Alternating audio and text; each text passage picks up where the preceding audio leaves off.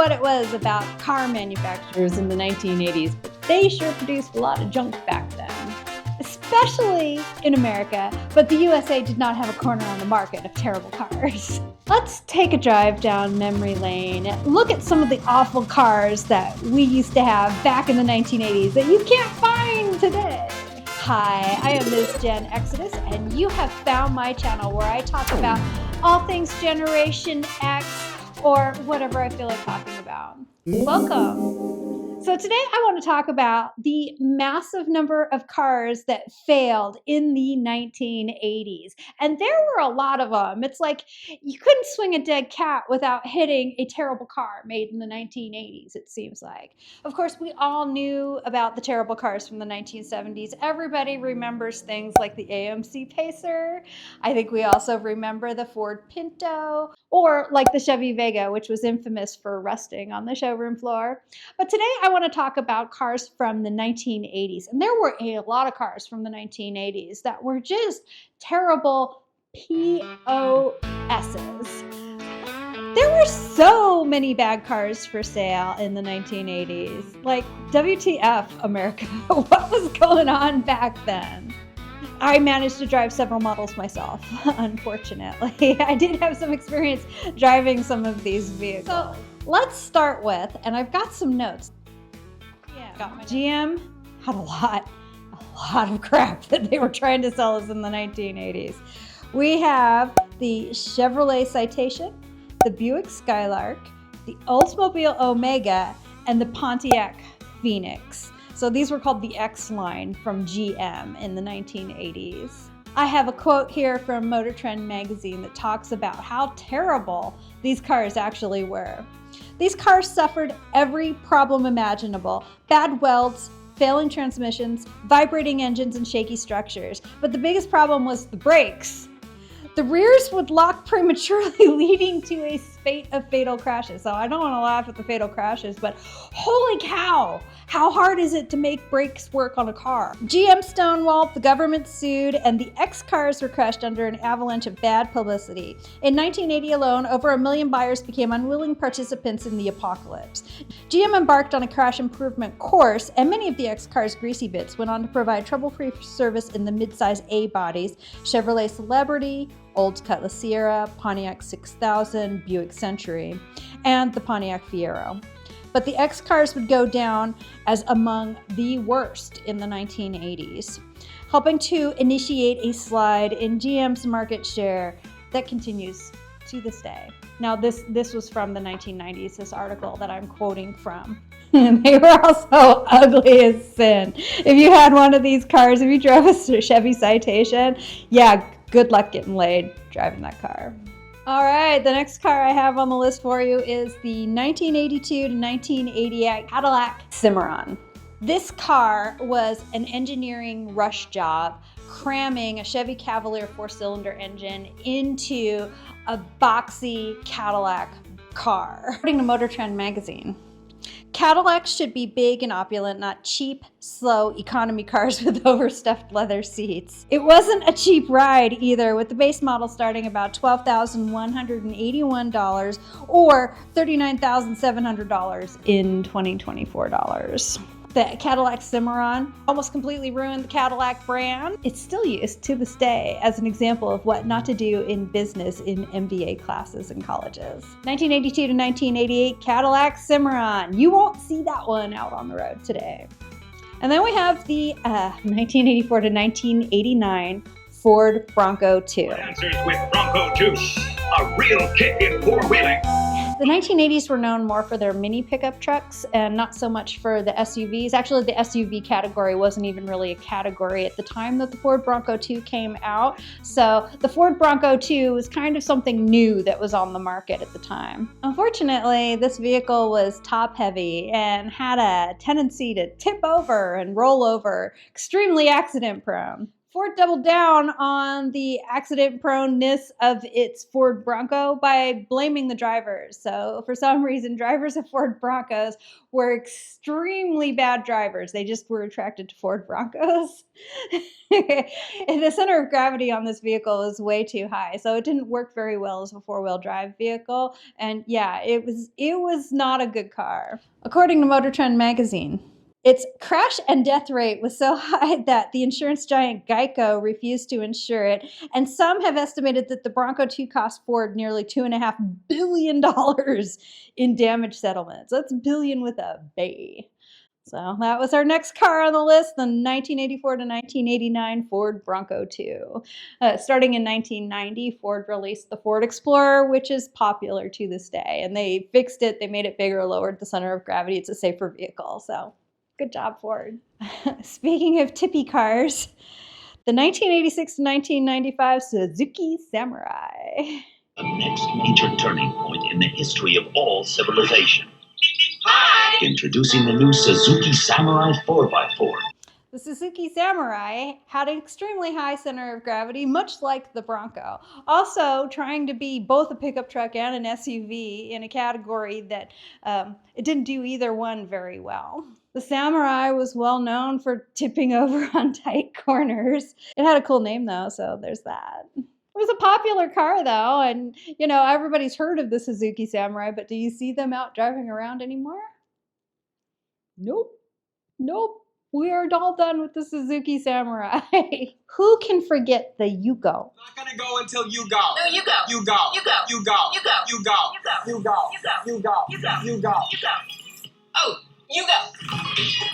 The Yugo was built from 1985 to 1992.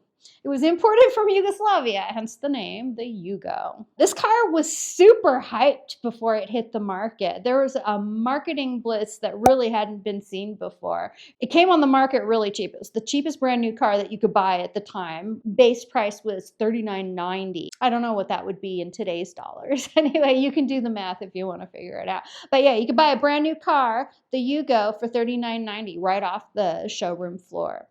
Unfortunately, it was probably one of the worst made cars ever. It was almost immediately criticized for being a lemon. It got poor gas mileage, was ugly, and gave poor driving experience. It was dubbed the worst car in history in a book written by Jason Buick.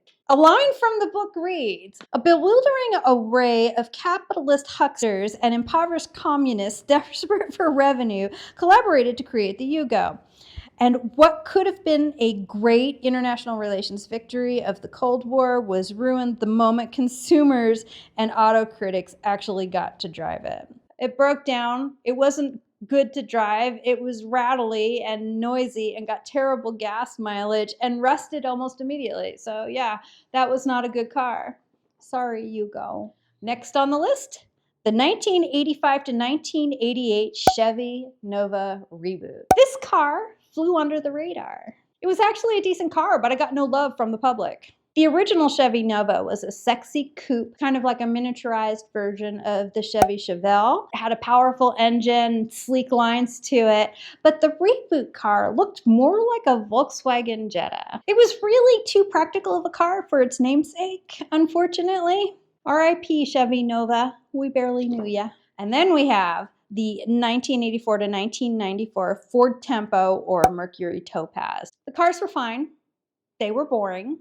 And that was the problem. They had some minor mechanical issues with the fuel injection, but mostly they were just so boring that nobody wanted one. They were primarily fleet cars for rental companies, so these cars were rode hard and put away wet. Most people bought these cars secondhand after the rental companies sold this model to make room for newer cars in their fleets. The Ford Tempo, a car so boring we forgot it existed.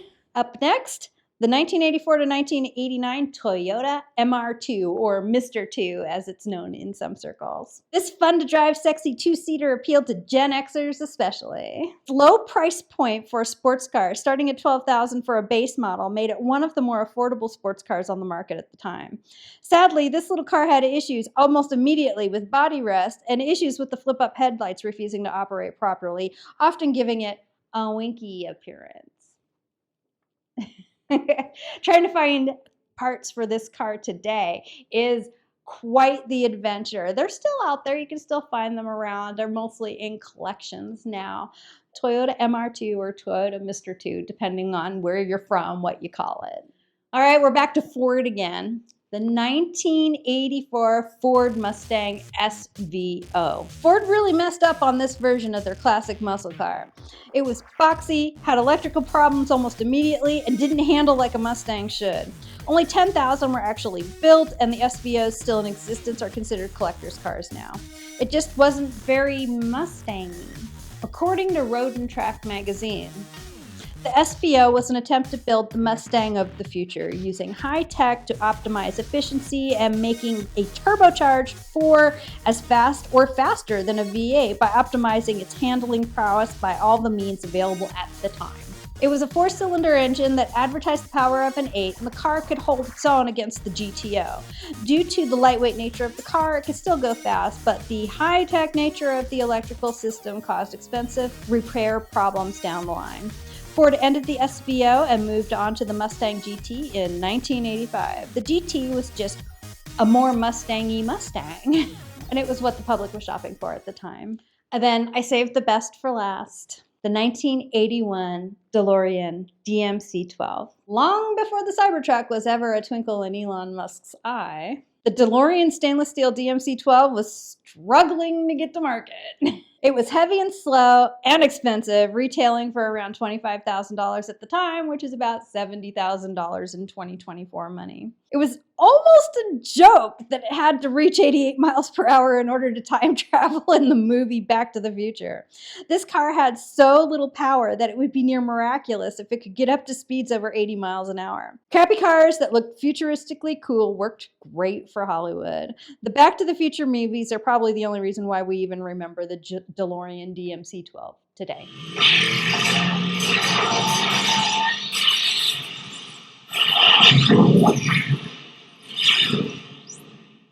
This car was pretty.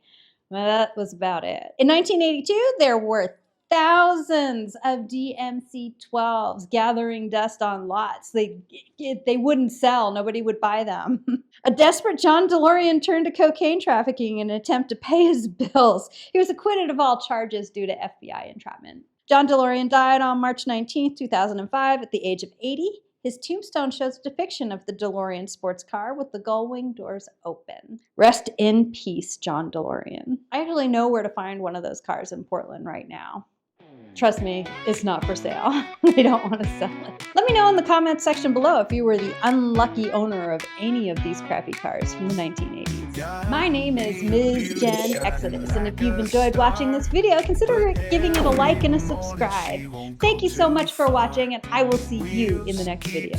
Bye-bye! Stop signs of prayer, whispers to me, baby, life's not fair.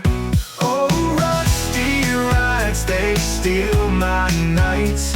Headlights dim, but the dreams stay bright.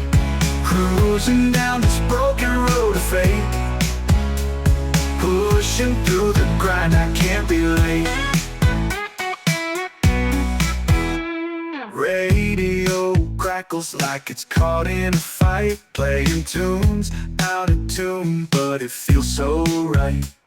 Brake pads gone screaming into the wind, but you can't stop me, I'm ready to begin. Oh, rusty rides, they steal my nights. Headlights dim, but the dreams stay bright. Cruising down this broken road of fate, pushing through the grind, I can't be late.